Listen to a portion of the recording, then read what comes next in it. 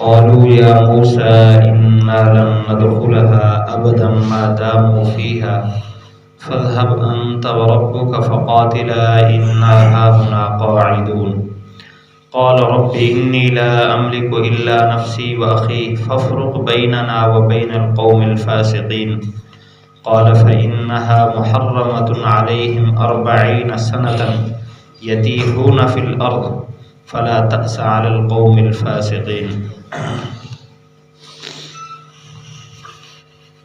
انہوں نے کہا اے موسیٰ ہم ہرگز نہیں داخل ہوں گے کبھی بھی اس بستی میں جب تک یہ بستی میں ہیں، آپ اور آپ کے رب جائیں جا کر قتال کریں، ہم یہاں بیٹھے ہیں۔ موسیٰ علیہ السلام نے فرمایا اے میرے رب بے شک میں تو اپنی ذات کا اور اپنے بھائی کا مالک ہوں، ہمارے اور اس فاسق قوم کے درمیان فیصلہ کیجیے۔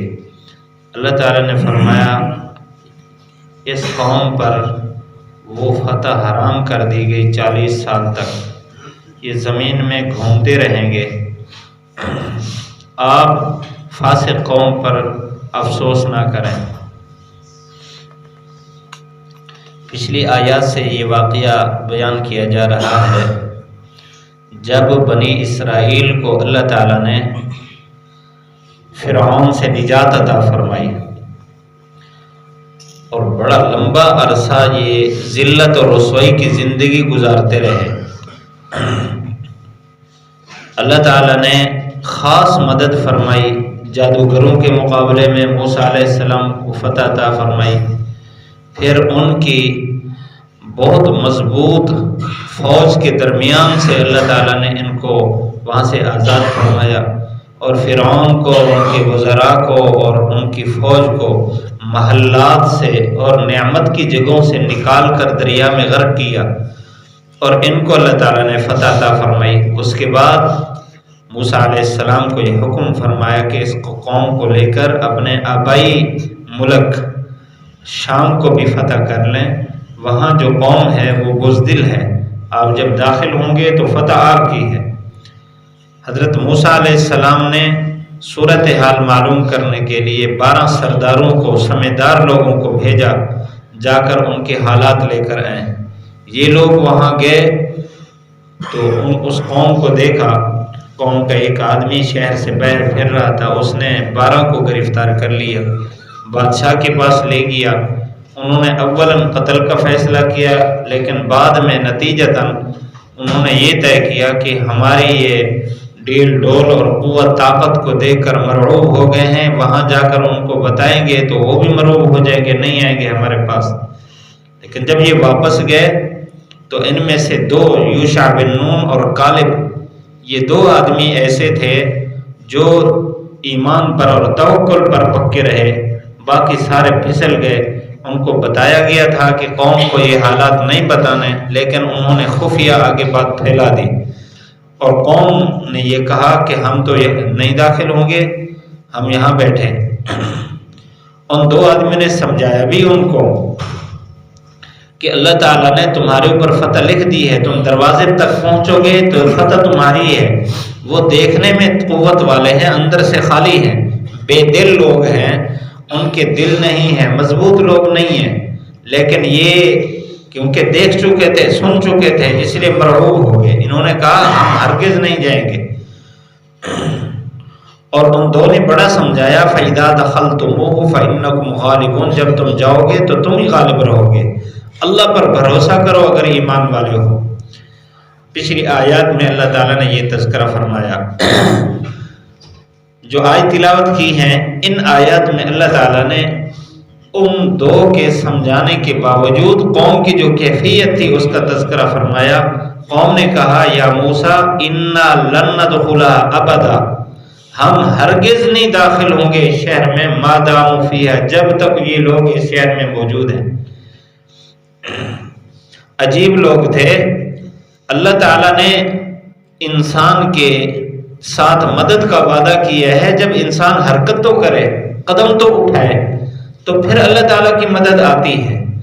گھر بیٹھے سارا میدان صاف ہو جائے ایسا تو نہیں ہے، اللہ تعالیٰ نے محنت کے ساتھ کامیابی کو جوڑا ہے، محنت کریں گے تو کامیابی ہوگی۔ تو انہوں نے کہا کہ نہیں، ہم یہاں بیٹھے ہیں، ہمارے بیٹھے ہوئے وہ لوگ خود بخود شہر چھوڑ کر چلے جائیں، یہ کیسے ہو سکتا تھا؟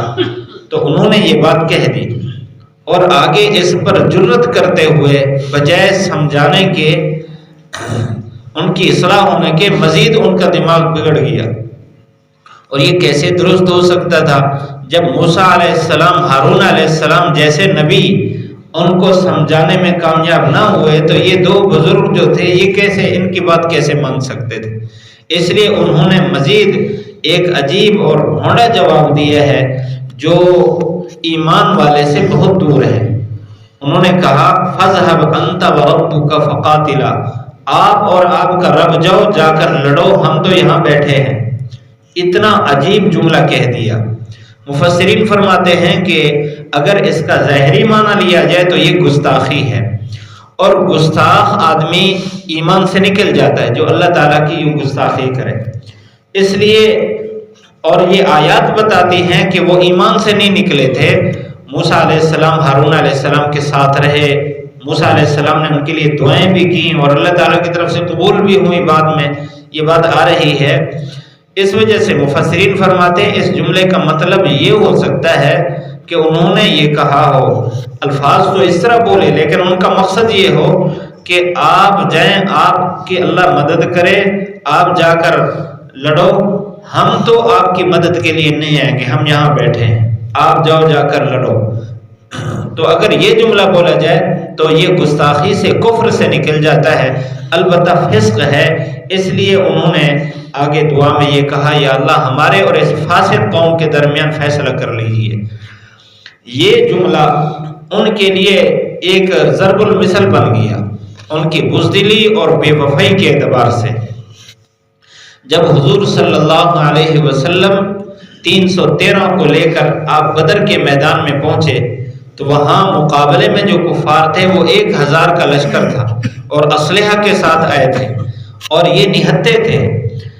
تو اس وقت حضور صلی اللہ علیہ وسلم نے صحابہ اکرام سے جب مشورہ لیا تو ایک انصاری صحابی حضرت مقداد بن اسود رضی اللہ تعالیٰ عنہ کھڑے ہوئے۔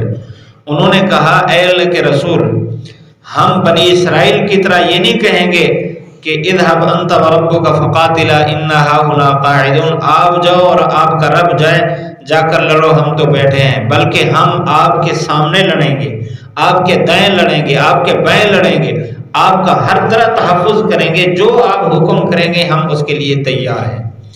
یہ حضرت مقداد بن اسود رضی اللہ تعالیٰ عنہ کا جو یہ جملہ تھا، یہ پوری قوم کے لیے ایک حوصلہ کا ذریعہ بنا اور جرت کا ذریعہ بنا۔ اس وجہ سے حضرت عبداللہ ابن عباس، حضرت عبداللہ ابن مسعود رضی اللہ تعالیٰ عنہ فرمایا کرتے تھے، مقداد بن اسود نے یہ جملے کہہ کر قیامت تک کے لیے اپنا سر فخر سے بلند کر دیا۔ میں رشک کرتا ہوں کاش کہ میں ہوتا، یہ جملے میں کہتا۔ اللہ تعالیٰ نے فتح بھی عطا فرمائی ان کو۔ تو انہوں نے یہ بات کی۔ حضرت موسیٰ علیہ السلام نے اللہ تعالیٰ سے مانگا، ربی انی لا املک الا نفسی، یا اللہ میں تو اپنی جان کا مالک ہوں، واخی اور اپنے بھائی کا مالک ہوں، فافرق بیننا و بین القوم الفاسقین، ہمارے اور فاسق قوم کے درمیان فیصلہ کیجیے۔ بظاہر یہاں ایک ذہن میں بات آتی ہے کہ یہ دو آدمی یوشع اور کالب، یہ بھی تو ان کے ساتھ تھے۔ حضرت موسیٰ علیہ السلام کہہ رہے ہیں، یا اللہ میں تو اپنے جان کا مالک ہوں، اپنے بھائی کا مالک ہوں بس۔ تو اس جملے کا مطلب یہ ہے کہ یہ حضرت یوشع ہوں یا حضرت کالب ہوں، ہیں تو بنی اسرائیل سے، ہیں انہی کی قوم سے، اس وجہ سے میں تو اپنے آپ کو قابو کر سکتا ہوں یا اپنے بھائی کو پابند کر سکتا ہوں، باقی یہ دو جو ہے ان کا اپنا ایمان ان کو ابھارے ہوئے ہے، میں ان کو زبردستی تو نہیں کر سکتا، اس لیے وہ اس جملے سے نکلتے نہیں ہیں۔ تو انہوں نے کہا، یا اللہ ہمارے درمیان فیصلہ کیجئے۔ اللہ تعالیٰ نے فیصلہ کیا فرمایا؟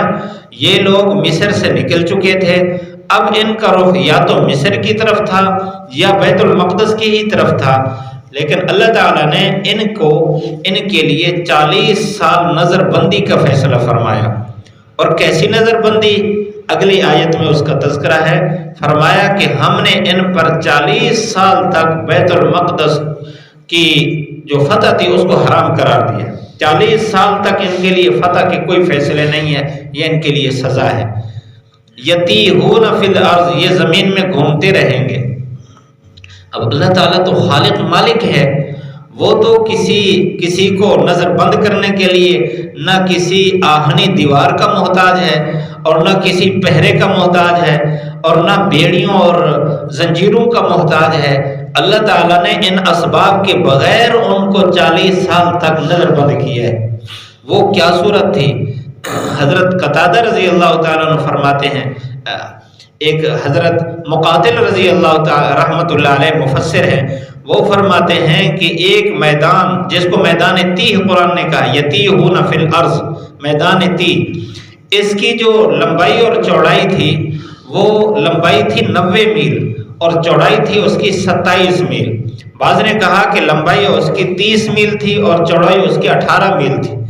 اتنا وہ میدان تھا اور ان کی تعداد 6 لاکھ تھی، 6 لاکھ آدمی تھے یہ بنی اسرائیل کے، اور ان کو اللہ تعالیٰ نے ایسا قید کیا کہ یہ صبح سے چلتے مصر کا رخ کرتے یا بیت المقدس، جو ان کا اس وقت ذہن میں تھا، تو چلتے چلتے سارا دن سفر کر کر کے جب شام کو جہاں پڑاؤ ہوتا تو یہ دیکھتے گھوم گھما کے وہیں آئے ہوتے جہاں صبح کو چلے تھے، اور 40 سال تک ان کا یہی حال رہا۔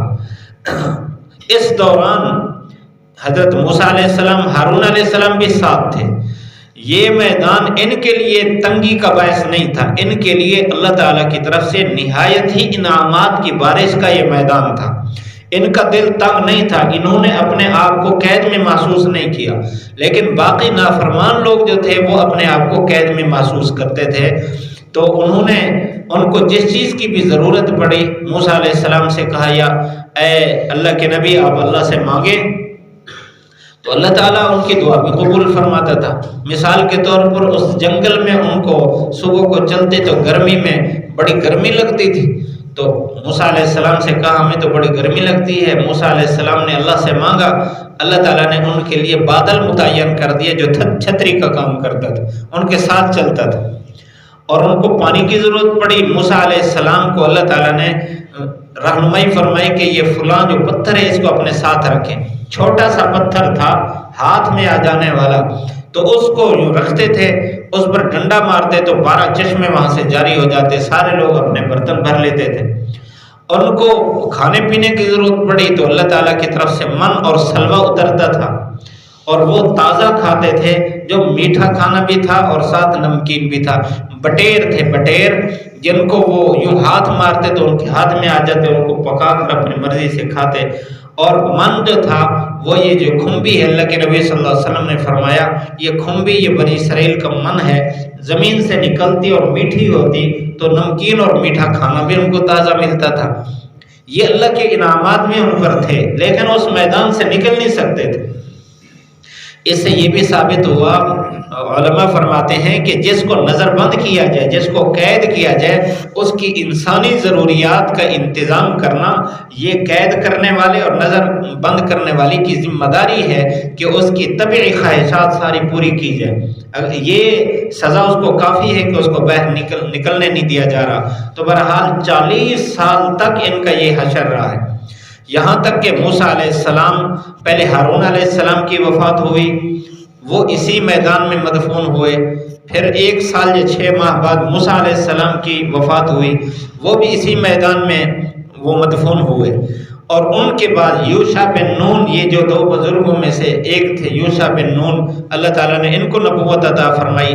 اور مفسرین فرماتے ہیں کہ اس قوم کی نسل سارے کے سارے مر گئی تھی، چند ایک بچے ہوئے تھے، نئی نسل وجود میں آئی اور ان کے 40 سال پورے ہوئے، وہ جوان ہوئے، تو اللہ تعالیٰ نے ان کو فرمایا کہ یوشع بن نون کو کہ اب ان نئی نسل کو لے کر آپ بیت المقدس میں جائیں۔ جب نئی نسل کو لے کر وہاں سے چلے تو اللہ تعالیٰ نے ان کو فتح عطا فرمائی، پورا بیت المقدس ان کا ہو گیا۔ یہ اللہ تعالیٰ کی طرف سے ان کو سزا تھی نافرمانی کی وجہ سے۔ اس آیت میں، ان آیات میں ہمارے لیے بھی سبق ہے۔ اللہ کے نبی صلی اللہ علیہ وسلم کے فرامین کے ساتھ اللہ تعالیٰ کے وعدے اب بھی ہیں۔ اگر ہم لوگ امت مسلمہ آپ صلی اللہ علیہ وسلم کے احکام پر 100% اتر آئے تو جس طرح اللہ تعالیٰ نے ان کے ساتھ وعدہ کیا تھا فتح کا، آج بھی مسلمانوں کے ساتھ اللہ تعالیٰ کا پوری دنیا میں غلبے کا وعدہ ہے۔ جب ہم نے اپنے نبی کے احکام کو چھوڑ دیا ہے تو ہمارا حال بھی وہی ہے کہ ہم میدان میں گھوم رہے ہیں، ترقی نہیں کر سکتے۔ اب اس کا حال، اس کا نتیجہ، اس کا حل یہی ہے کہ ہم 100% اللہ کے نبی صلی اللہ علیہ وسلم کے فرامین میں آ جائیں، تو آج اللہ تعالیٰ اس امت مسلمہ کو عزت عطا فرمائے گا، کامیابی عطا فرمائے گا۔ اللہ تعالیٰ ہم سب کو، پورے امت مسلمہ کے ہر فرد کو ایمانی غیرت نصیب فرمائے، آپ صلی اللہ علیہ وسلم کی مکمل اتباع نصیب فرمائے۔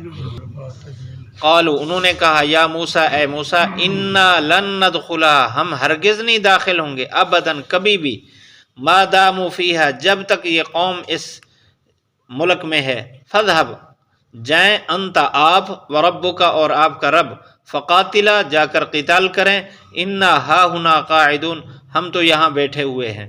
قال، موسیٰ علیہ السلام نے فرمایا، ربی، اے میرے رب، انی لا املکو، میں تو نہیں مالک، الا نفسی، اپنے جان کے علاوہ، و اخی، اور اپنے بھائی کے علاوہ، ففرق بیننا، فیصلہ کیجیے ہمارے درمیان، و بین القوم الفاسقین، اور فاسق قوم کے درمیان۔